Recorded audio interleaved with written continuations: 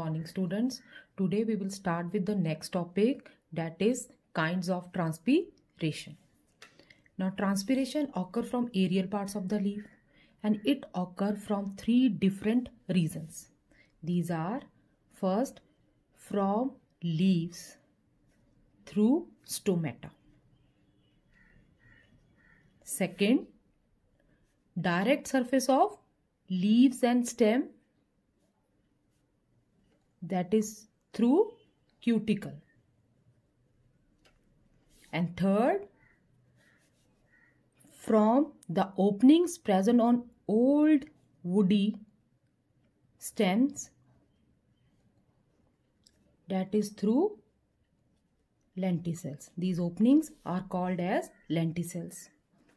Now the transpiration which occur through stomata, that is called as stomatal transpiration. And transpiration which occur directly from the surface of leaves and stem through cuticle is called as cuticular transpiration. And the third one, the transpiration which occur through the minute opening present on old woody stems, that are lenticels, is called as lenticular transpiration. So out of these three kinds of transpiration, maximum contribution to the transpiration is through stomata. So maximum rate of transpiration is through stomatal transpiration, then from lenticels, and the last is through cuticle. Now before starting with the mechanism of stomatal transpiration, first we will discuss about the structure of stomata and dicot leaf. Now first begin with the stomata. Stomata, singular is stoma, are the minute opening which are present in the lower epidermal surface of dicot leaves. These stomata of the dicot leaf are surrounded by bean-shaped guard cells. And these guard cells, as they are present in epidermal surface, they are surrounded by epidermal cells. So just see, these are the epidermal cells. These are the bean-shaped guard cells. Guard cells are just cells of a plant cells. They contain all the cell organelle which are present in plant cells.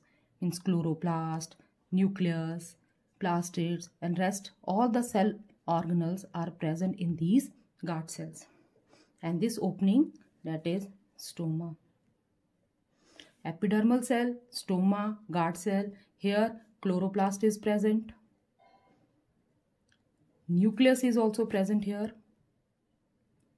Now these stomata, they actually helps in intake of carbon dioxide for the process of photosynthesis. But they also help plant to expel out water by the process of transpiration. Their number varies from plant to plant. Thus plant which are growing in dry climatic condition has very less number of stomata. So they range from 1000 to 10,000 per centimeter square. Now stomata open during the day and at night they close. So that's why maximum of transpiration occur during the day. That is also through stomata. Now the opening and closing of stomata, it is regulated by the water content of the guard cell. Means cell sap of the guard cell. If guard cells have a sufficient amount of water, guard cell remain turgid and stomata open. But if guard cell fails to fulfill the water content which is required for their turgidity, they loses their turgidity and become flaccid. Once the guard cell turn flaccid, stomata closes. Now stomata are open during the day and they are wide open when outside temperature is high. This is the reason that leaves of some plant wilt during midday and recover in the evening in spite of the fact that there is plenty of water in the soil. In such cases, the rate of transpiration during midday exceeds the rate of absorption of water by the root. So cell loses their turgidity and the leaves wilt. In the evening or during the night, the temperature is not high. Therefore, there is no loss of water through transpiration and the turgidity of the leaf is reacquired and they stand out erect or recover in the evening. In this way, stomatal transpiration, it is controlled by the plant by adjusting the size of the stomata or number of stomata. Now we will start with the mechanism of stomatal transpiration. But before that, we will discuss about the structure of dicot leaf. Dicot leaf is a dorsiventral leaf having two epidermal surfaces which differ in their appearance and structure. The upper surface of the dicot leaf is covered with a waxy coating called as cuticle. Just below the cuticle, one continuous layer, single layer of cell is present which is called upper epidermis. After upper epidermis, a layer of elongated cell, again without intercellular spaces, is present and this is called palisade mesophyll. Just after palisade mesophyll, next layer is of polygonal cells having large number of intercellular spaces in between them and this layer is called as spongy mesophyll. All the intercellular spaces present in between the cells of spongy mesophyll, they are interconnected with each other and they open into a large space known as substomatal space. After substomatal space or the layer of spongy mesophyll, the next again a continuous layer having stomatal opening in it is present which is called lower epidermis. Stomata are present in lower epidermis which are protected and guarded by the guard cells. Now these stomata, they open during the day and closes at night. And when these stomata open, they help in expelling out water by the process of diffusion which is called as transpiration. Now starting with the mechanism of stomatal transpiration. Stomatal transpiration is a transpiration in which water is expelled out through the openings present in the lower epidermal layer of the leaves called as stomata. Now, first of all, plant, they absorb water from the soil through roots. Same water moves to the stem. From stem, it moves to the leaves through veins. Veins pour this water to each and every cell of the leaf. Once the water reaches the cell, there it moves from one cell to another cell by two processes. A very small amount of water which enter the cell membrane. In plant cell, two layers are there. Outer one is cell wall and the inner layer, that is the cell membrane or plasma membrane. The amount of water, a very small quantity of water enter the cell membrane of the cell and this water moves from one cell to another cell by the process of osmosis. But most of the water, it only enter the cell wall and it moves from cell wall of one cell to the cell wall of another cell and from there to the cell wall of the next cell by the process of imbibition. In this way, when water moves from one cell to another and from that cell to the next cell, it reaches the cells of spongy mesophyll layer. Now cells of the spongy mesophyll layer, they are attached or they are connected to intercellular spaces. So once water reaches the cells of spongy mesophyll layer, the cell of the spongy mesophyll layer become turgid. Due to increase in turgor pressure, some part of the water is pushed out to the outer surface of the spongy cell or cells of the spongy mesophyll layer. This water, when it moves out from the cell, it evaporates and comes to the vapor form. Now from here, water moves from one intercellular space to another intercellular space by the process of diffusion. Now water is changed into vapor. So from here, water will move from one intercellular space to another intercellular space by the process of diffusion, and in this way it reaches substomatal space. Once the vapors reaches the substomatal space, if the stomata are open, then the same water vapor is expelled out by diffusion. And if at night, like the stomatas are closed, this water vapor start collecting in the substomatal space, and when stomata are open, it is expelled out again by the process of diffusion. Now in this way, plant expel a large quantity of water to the atmosphere. Whatever the amount of water cell lose to the atmosphere, same amount of water they draw from the nearby xylem vessels. This creates suction force and help in absorbing water from the soil through roots. And this entire process of creating suction force in plants is also called as transpiration pull.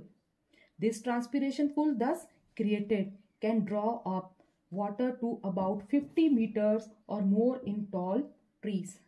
Now next we are going to start with the demonstration of unequal transpiration or unequal rate of transpiration from two epidermal surfaces of the leaf. More transpiration occur from the under surface of a dicot leaf. This is because stomata are present in the lower epidermis of dicot leaf. As there are more stomatal opening on the under surface of a dicot leaf, therefore more transpiration occur from the under surface in comparison to upper surface. This can be proved by an experiment in which pieces of dry cobalt chloride paper are attached to two surfaces of a leaf and held in position by two glass slides on either side, tied together by elastic bands or held by the clip. Now see this picture here. This is the leaf of one of the potted plant. Now the cobalt chloride paper, dry cobalt chloride paper are placed in such a way that one paper is placed on the upper surface of the leaf and another at the same position but under surface. Now they are covered by glass slide so that they cannot come in direct contact with the moisture present in the air. So they are covered by the glass slides and held together by the clips or tied with the elastic band. Now leave this setup for a short period of time. What we are going to observe? The piece of the paper which is facing the upper surface of the leaf either does not turn pink or turn pink in much longer time than the one on the lower surface, which turns pink faster. Now why the dry cobalt chloride paper which is placed on the under surface of the leaf turns pink faster? Because here lower epidermis is present and it contains more stomatal opening and maximum transpiration occur through these stomatal opening. Hope it is clear to you. Now the next topic is cuticular transpiration. Cuticular transpiration. Cuticle is a waxy layer secreted by the epidermis on the two surfaces of the leaf. The thickness of the cuticle varies from plant to plant. Okay, like the plant which are growing in xerophytic condition, like desert plant, they have thick cuticle in comparison to another plant to reduce the rate of transpiration. Actually, cuticle is meant to prevent evaporation of water from the surface of the leaf. But as it is present over the surface, little bit transpiration occur from the cuticle also. But it is very less in comparison to another two types of transpiration. Now the next is lenticular transpiration. Beta, lenticular transpiration, it occurs from the surface of old woody stems from a special type of openings which are known as lenticels. These lenticels These are the special type of openings which are present on the older part of the stents. Now, they are meant for diffusion of gases, for respiration or for photosynthesis. But side by side, they also help in the process of transpiration. They never close, they remain open all the time, and the water from the cell which come directly facing the lenticule evaporate and contribute to transpiration. The amount of transpiration from lenticule is more than the cuticle transpiration, but very less in comparison to the stomatal transpiration. Now we have completed mechanism of stomatal transpiration, cuticular transpiration, lenticular transpiration, and opening and closing, regulation of the opening and closing of stomata. Hope everything is clear to you. Now we will start with the progress check given on page number 60. Now first question, from the following list, pick out the part through which water vapor of transpiration leaves. The leaf are arranged them in a proper sequence. Now few terms are given. We have to arrange them in a proper sequential order. Terms are xylem vessel, mesophyll cell, stoma, intercellular space and substomatal space. Now for arranging them, the first one is xylem vessel. After this, mesophyll cell. From xylem vessel, it goes to mesophyll cell. From mesophyll cell to intercellular space. Then substomatal space, and the last is stoma. So first xylem vessel, second mesophyll cell, third intercellular space, fourth substomatal space, and fifth is stoma.